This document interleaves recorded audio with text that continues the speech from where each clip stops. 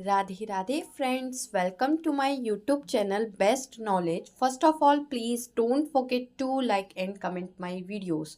सो आज हम पढ़ेंगे बीएससी फर्स्ट सेमेस्टर में मैथ्स की फर्स्ट बुक डिफरेंशियल कैलकुलस का चैप्टर नंबर 3 एब्सोल्यूट कन्वर्जेंसी, जिसका आज ये सेकंड लेक्चर है। इसका एक लेक्चर हो चुका है। अगर आपको इसके प्रीवियस के चैप्टर्स के लेक्चर्स देखने हैं, इस चैप्टर का प्रीवियस का लेक्चर देखना है, तो आपको डिस्क्रिप्शन में इसकी बनी बनाई प्लेलिस्ट का लिंक मिल जाएगा। आप वहाँ से जाकर मेरे प्रीवियस का लेक्चर्स देख सकते हैं।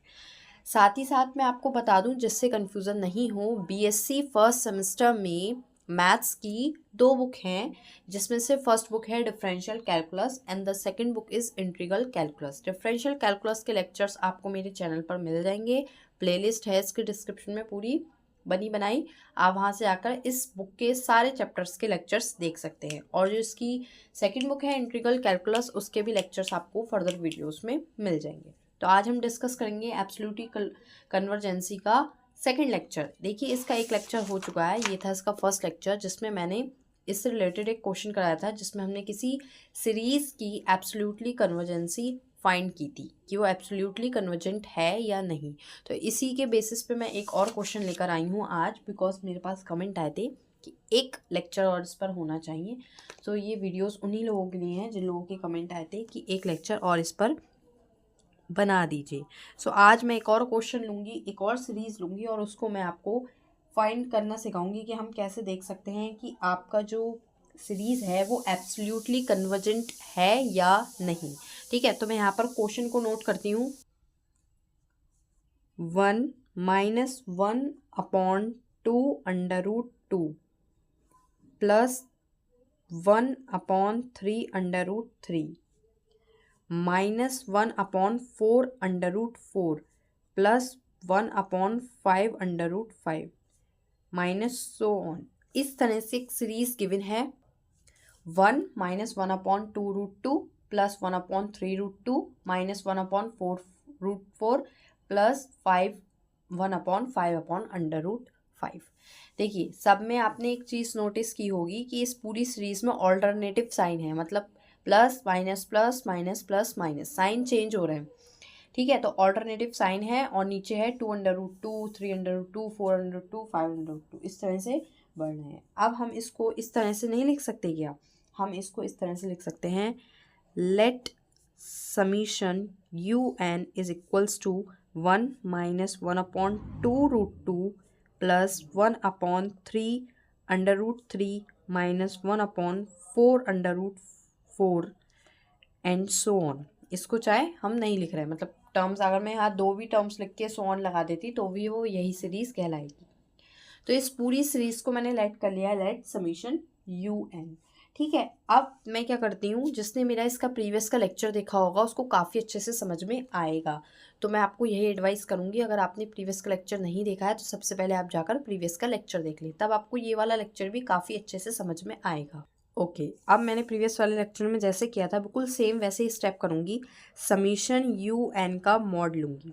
ठीक है, UN का मॉड लूँगी। जैसे ही मैं मॉड लेती हूँ तो सारे साइन कैसे हो जाएंगे? पॉजिटिव। सारे साइन किसके हो जाएंगे? प्लस के। क्यों? क्योंकि मॉड में ये होती है, मॉड का ये कह सकते हैं प्रॉपर्टी होती है कि जब भी मॉड से कुछ बाहर निकलता है वो सारे साइन प्लस के हो जाता है। वो नंबर, वो डिजिट, कुछ भी कह सकते हैं, वो टर्म कैसा हो जाता है? प्लस का। तो ये सीरीज को जब हमने मॉड में लिया तो ये कैसी हो गई? प्लस की। क्लियर? यहाँ तक कोई डाउट नहीं होना चाहिए। अब देखिए, समीशन UN एक्चुअल में है क्या? Summation UN with n mod equals to क्या है? समीशन, ये जो सीरीज है ऊपर तो 1 चल रहा है, 1, नीचे क्या चल रहा है? 1 2 3 4 यानी कि n, और फिर √2, √3, √4 यानी कि √n। ये मैं बनाना बता चुकी हूँ अपने प्रीवियस लेक्चर्स में भी, और इसके जो फर्स्ट लेक्चर था उसमें भी बताया था कि UN कैसे बनता है। सीरीज़ को ध्यान में रखकर आपको UN बनाना होता है n टर्म्स में। ठीक है, UN मतलब n टर्म्स में। तो यहाँ पर देखिए 1 1 1 1 चल रहा है ऊपर, तो 1 डिनोमिनेटर और न्यूमिनेटर का ध्यान रखना है। और डिनोमिनेटर में है 2 1 2 3 4 यानी कि n तक, और √2 √3 √4 तो √n। सो आई होप आपको क्लियर हो गया होगा, क्योंकि आप ग्रेजुएशन की मैथ कर रहे हैं तो इतना कॉन्सेप्ट आपको क्लियर रख के चलना है बिल्कुल। ठीक है, तो summation 1/n under root N, इसको और थोड़ा सा सिंप्लीफाई कर सकते हैं, n और अंडर रूट एन, यानी कि n और n की पावर 1/2 लिखा हुआ है, तो समीशन 1/n की पावर 3/2 कैसे आया, समीशन n की पावर 1/n की पावर 3/2, देखिए यहाँ पर पावर 1 है n की, जब कुछ नहीं होता पावर उसका मतलब 1 है, और 1/2, तो मल्टीप्लाई में पावर्स ऐड हो जाती हैं, सेम बेस पर मल्टीप्लाई में पावर ऐड हो जाती हैं, तो ये ऐड हो गई, ये 1 है, ये 1/2 है, तो 1 + 1/2, एलसीएम लेंगे 2, 2 + 1 3/2, तो इसलिए n की पावर कितनी होगी 3/2। पूरा स्टेप बाय स्टेप मैं आपको बता रही हूँ, अच्छे से समझिए इसे। एग्जाम के पॉइंट ऑफ व्यू से ये चैप्टर बहुत ज़्यादा इंपॉर्टेंट है और इससे रिलेटेड एक क्वेश्चन भी एग्जाम में आ जाता है। अब 3/2 जो है, जो ये n की पावर 3/2, ये 1 से बड़ी है, ये 1 से बड़ी है। मैं ये बात क्यों बता रही हूँ, मैंने अपने प्रीवियस लेक्चर में बताया था, मैं बार बार बोल रही हूँ, प्रीवियस लेक्चर बहुत ज़्यादा लिंक कर रहा है इससे। सो उसमें मैंने आपको बताया था, जब ऐसी कंडीशन होती है तो हम कहते हैं कि पी सीरीज टेस्ट लगाते हैं, वहाँ पर हम पी सीरीज टेस्ट लगाते हैं, जिसकी वजह से आपको पता चलता है कि आपकी जो गिवन सीरीज़ है वो कैसी है, कन्वर्जेंट है या डाइवर्जेंट है। तो मैं यहाँ पर थोड़ी सी लैंग्वेज लिख देती हूँ।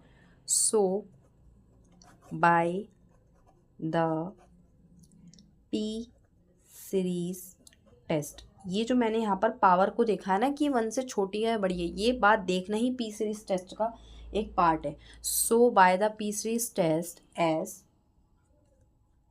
पी सीरीज टेस्ट की ये होती है 1/n की पावर p, ये कंडीशन होती है 1/n की पावर p, और यहाँ पर p के प्लेस पर क्या है 3/2, p के प्लेस पर क्या है 3/2, तो 1/n की पावर p, ये p सीरीज की कंडीशन होती है।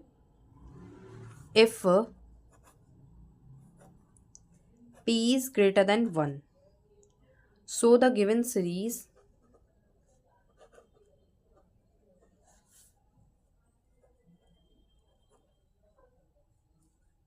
Is convergent.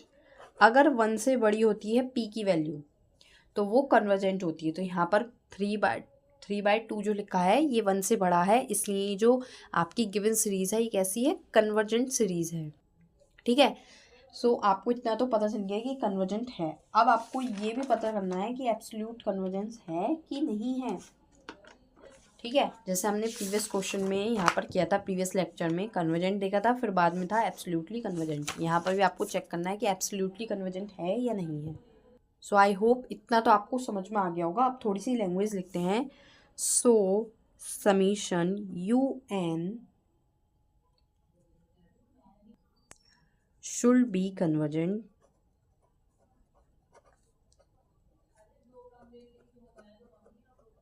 इट मीन्स जो आपका पी सीरीज के टेस्ट से ये कन्वर्जेंट आया है, ये वैल्यू, अगर ये वैल्यू कन्वर्जेंट आई है तो इट मीन्स आपकी जो सीरीज है वो भी कैसी होनी चाहिए, कन्वर्जेंट। ऑल्सो इट्स टर्म, और साथ में हम इसके टर्म्स भी देखते हैं, आर ऑल्टरनेटली।